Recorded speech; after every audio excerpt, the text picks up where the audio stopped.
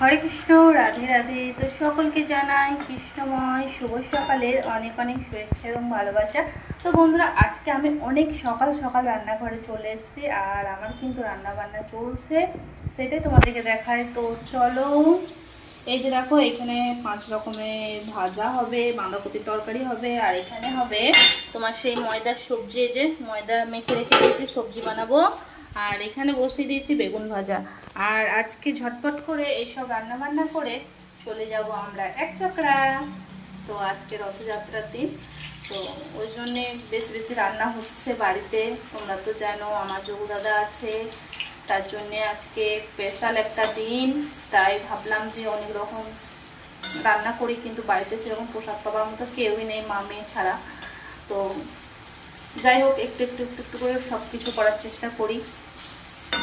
তো হয়তো অনেকের মতো অত কিছু পারি না, কারণ অনেক অনেক কিছু প্রসাদ রান্না করে, ভগবানের জন্য ভোগ রান্না করে। কারণ একটাই কারণ, তাদের ঘরে অনেক অনেক লোক আছে, প্রসাদ পাওয়ার চিন্তা ভাবনা থাকে না। কিন্তু আমার বাড়িতে তো সেরকম কেউ নেই, তাই প্রসাদ পাওয়ার চিন্তা ভাবনাটা বেশিই থাকে।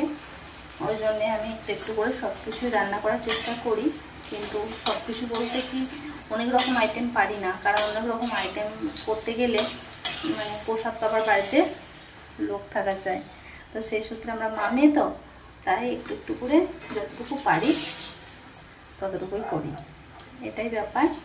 তো রান্না বান্না করে নেবো, দিয়ে আমরা ভগবানকে ভোগ লাগিয়ে আর তোমাদেরকে দেখাবো। মানে আমার মেয়ে রথ, ভগবানের জন্য রথ তৈরি করেছে, সেটাই।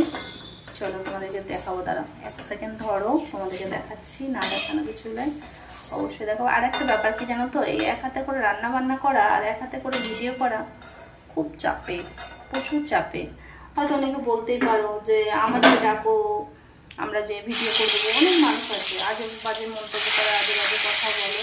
তো তাদের উদ্দেশ্যে একটাই কথা, দেখো, যদি আমার মতো একা ভগবান কাউকে না করি, পৃথিবীতে অনেক মানুষই আছে একা আছে, কিন্তু তাদের সঙ্গে হয়তো কেউ শ্বশুর বাড়িতে থাকে, কেউ বাবার বাড়িতে থাকে, এরকম ব্যাপার স্যাপার। কিন্তু আমি দুটোর মধ্যে কোনোটাতেই নেই। আমি আমার মেয়েকে নিয়ে একা থাকি ভাড়া বাড়িতে। জানো তো তোমরা, আগেও বলেছি, এখনও বলছি। তো চলো তোমাদেরকে দেখিয়ে আসি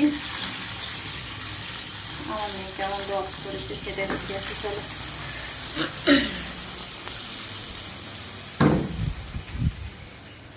এই যে এখানে এটা আমার ঠাকুর ঘর, দেখতেই পাচ্ছ। তো চলো রথটা দেখাই তোমাদেরকে। এই যে দেখো, এটা আমার মেয়ে করেছে। এদিকটা একটু খুলে গিয়েছে, আবার এসে ঠিক করবে, দেখতে পাচ্ছ। আর এর মধ্যে মায়ের ফোন চলে এলো, তাই ফোনটা কেটে দিলাম, ভিডিওটা অনেকটা হয়ে গেছে বলে। আর কেমন লাগছে রথটা অবশ্যই কিন্তু ঝটপট ঝটপট করে কমেন্ট করে বলে যেও। তো চলো, হরে কৃষ্ণ, রাধে রাধে।